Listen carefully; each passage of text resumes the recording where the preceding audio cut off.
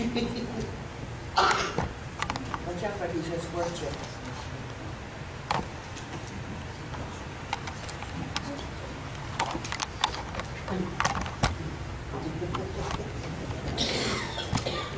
Are you getting this? Yes.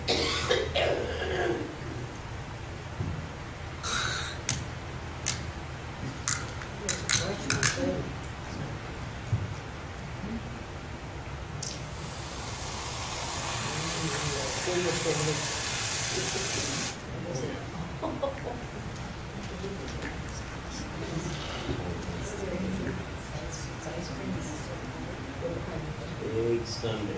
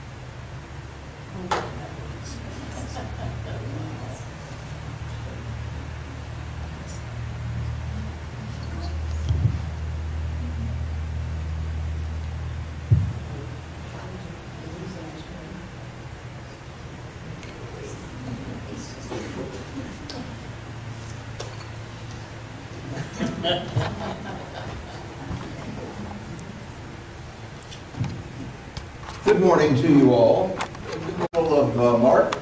It is the 9th chapter, the 42nd verse through the 50th. And the title of this morning's message is Temptation.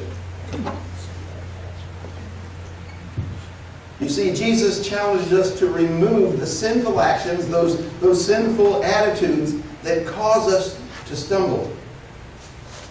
Now, not everyone would be caused to stumble as they watched a huge ice cream sundae melt before their very eyes. You notice I'm looking at art. It's almost overpowering, isn't it? What brings you sorrow? What brings you shame for the things that you do that you should not do? Are you regretting the right things in your life? Jesus came to the point of tears when he was talking about people who tempt others beyond their ability to withstand the temptation. Some of the harshest words that Jesus gave in his whole earthly time was against those who were tempters, those who would be in the path and stumble people across them. This morning I have a paraphrase of a paraphrase. It is the Message Bible, the Message version of Mark 9, 42 through 50. Here are the words of the gospel writer Mark. If you give a simple, childlike believer a hard time by bullying or taking advantage of their simple trust, you'll soon wish you hadn't. You'll be better off dropped in the middle of a lake with a millstone around your neck. If your hand or your foot gets in God's way, chop it off. Throw it away. You're better off maimed or lame and alive than the proud owner of 2 hands and 2 feet, godless in a furnace of eternal fire. Or, if your eye distracts you from God, pull it out and throw it away. You're better off one-eyed and alive than exercising your 20/20 vision from inside the fires of hell. Everyone's going through the refining fire sooner or later. But you'll be well preserved and protected from the eternal fires. Become preservatives yourself. Preserve peace. It is the word of God for the people of God. Thanks be to God. Thanks be to God. You see, Mark is challenging us with the words that he learned from the Master. What he's talking about is a cleansing of self, a cleansing of sort. It is that cleansing where Jesus says to us, if something is wrong with you, remove it. Take it away. Allow your sinful actions, your sinful attitudes to go away. Whatever it is that causes you to stumble. When we look back in the original text, we're looking back to the words that are written in Greek. And the English version of this really long word in Greek is scandalize. If you scandalize yourself, your message, to other people, it's a crime. Take it away. Get rid of it. Change your ways. Change your life. Stop using your hands, your feet, your eyes in a way that you scandalize who you are. Here's the deal, though. Most everyone here, I'd say everyone here, in some way or another, use our hands to do our jobs. Use our feet to get to our jobs. Use our eyes to do the work. And sometimes the work we're doing is harmful, degrades us. Maybe our work puts us forgetting the burden of the poor. Maybe they harm the environment. Maybe they scandalize our families. Maybe they destroy our own well-being. I don't feel certain that Jesus' words, cut off your hands, cut off your feet, pluck your eyes out, were intended to be literal. What he meant literally was, take the scandal out of your life. Take the things that you do that cause other people to stumble and quit doing them. Change who you are. You see, Jesus is not saying to you, brutalize your body. He's saying, delete the things that cause problems for you and others. Get rid of them. And replace them with something healthy. Something more productive. Is that advice easy to give or easier to receive? Have you ever told somebody what they should do? Yeah. And yet you don't? Yeah. Sometimes it's easier to give advice than it is to take advice, to receive advice. And there are limits to how much we can do in our lifetime with what God has given us. But don't spend your life going to places, doing things that damage your body, your relationships, or most important, that damage your soul. You see, some people are scandalized by bars or gambling, casinos. Married persons can be scandalized by the places and the situations they put themselves in. Temptations to be unfaithful. Temptations to give in to the things that are drawing you out and drawing you in. Jesus says, don't. What's our little sticker say? When in doubt, don't. Just don't. Your feet are not bad. Your hands are not bad. Your eyes, well, my eyes are bad, but they're not evil. What God is saying is, the message comes from your heart. Don't allow your heart to activate your feet to go places where your eyes and your hands do things that you know you should not. And in our world today, more than ever in the history of the universe, temptations are there. They're on our computer screens, on our smartphones, on our televisions. They're in magazines. You may be drawn to designer fashions. When I thought of that, I thought, how can that be bad? What can be bad if that becomes your thing beyond your means? How about luxury cars, social media, pornography? These are things that Christ tells us, Jesus modeled for us. When in doubt, don't. Because I believe with all my heart, the things that are don'ts for you, you know.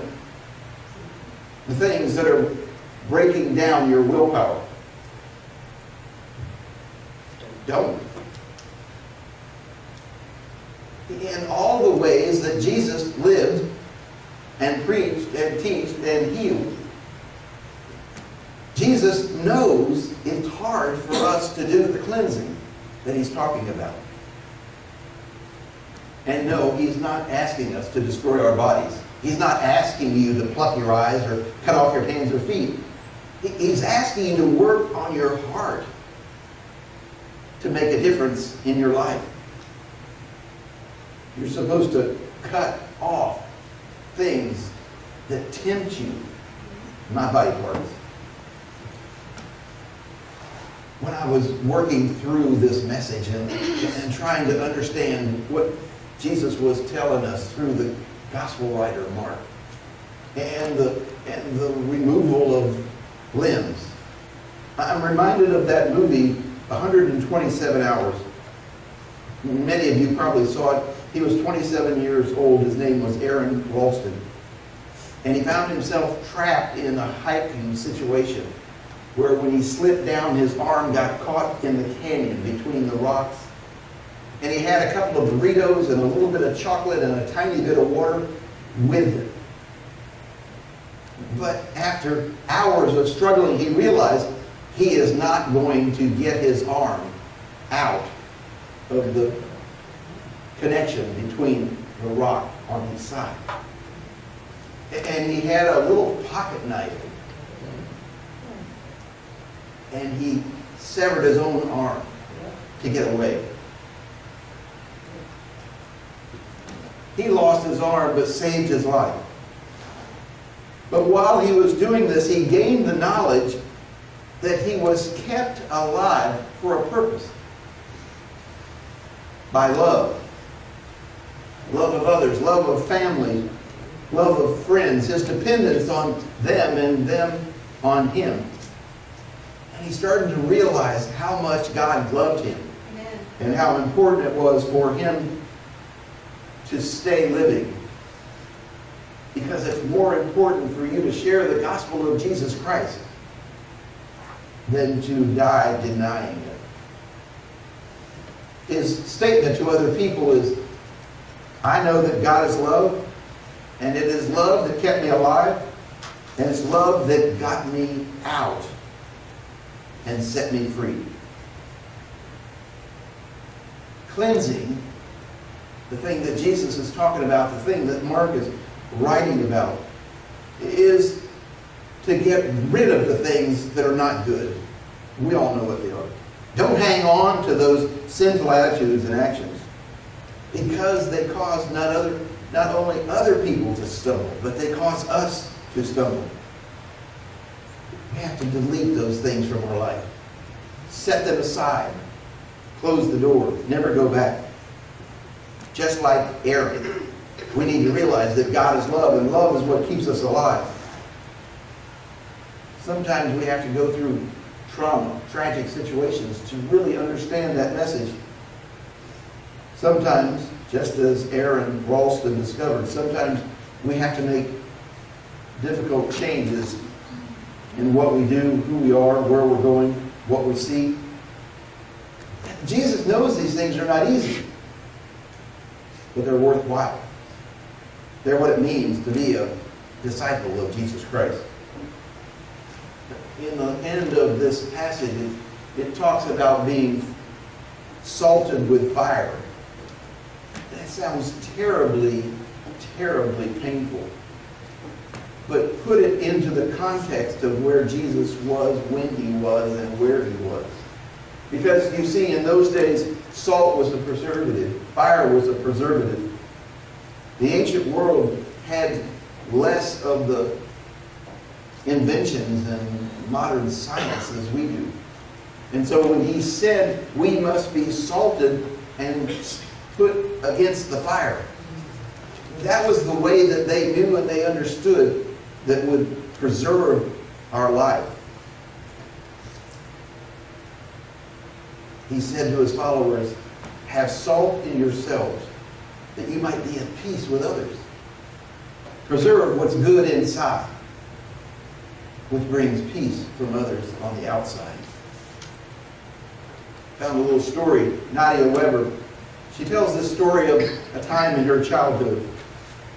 When she was 10 years old, she went to Kmart to do some window shopping. And when nobody was looking, she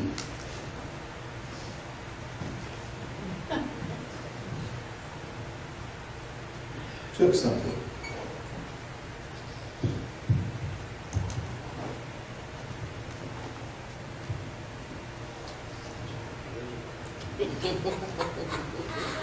It was a candy bar. And when she got home, she took that candy bar out of her pocket and she stuffed it in the heat duct in her house. Now, when I was reading this, I thought, well, it's wintertime, the heat's going to come on, melt it, it's going to drip down the wall, she's going to get in trouble. Yeah. The candy bar she stole was from Kmart. It was right after that her family went to church and her preacher preached on Mark 9. Oh, no. Whoa. Oh, whoa. That was the last thing she ever stole. In fear that Jesus would put her in a position where part of her would have to be severed, she got the message. No, Jesus doesn't want you to cut off your hands because you stole something. Amen. Don't do that in Saudi Arabia. Jesus is saying, have salt in your life and be at peace with one another. And you can't be at peace with one another if your heart is troubled. That message went across like a sunbeam that sits there and tempts us as it melts into a milkshake. Of course, the problem is that our hands never cause anything.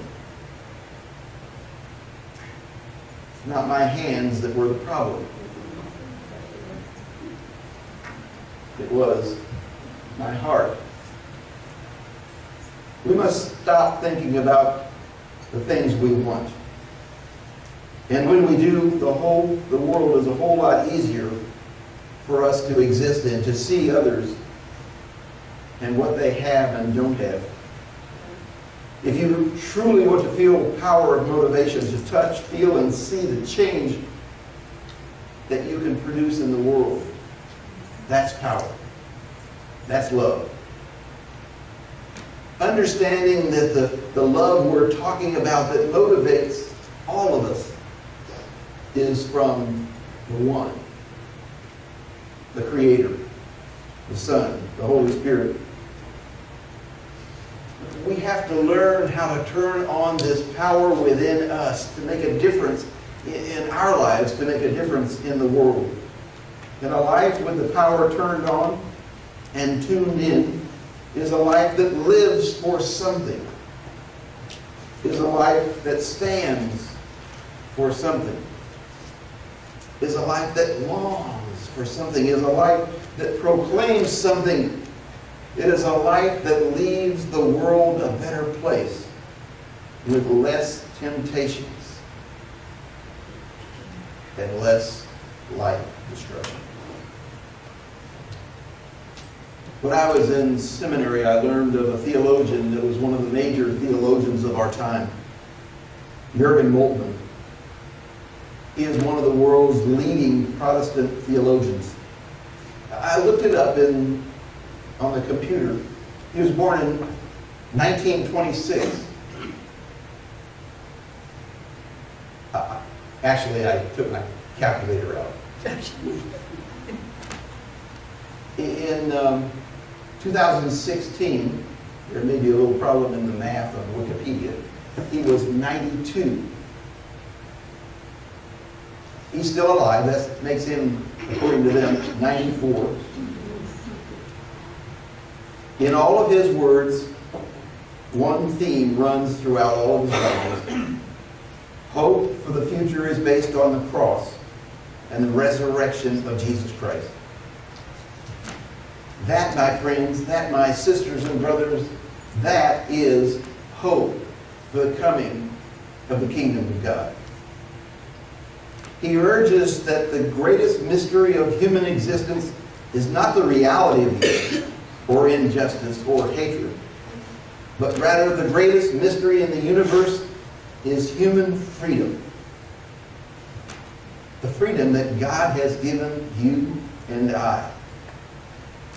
That free will, as we call it, gives us the opportunity for us to choose the way we live and the things we do, the order that we place in our own lives. It allows us to proclaimly be a saint or a sinner.